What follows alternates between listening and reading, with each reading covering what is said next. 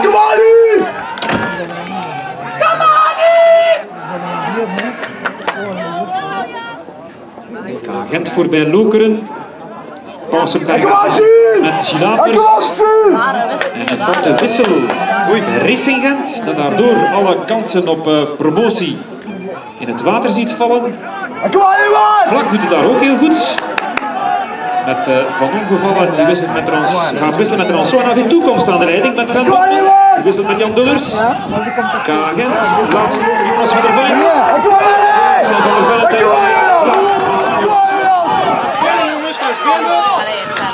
Het is met de 42-60 dat AV Toekomst hier 13 punten bijhaalt.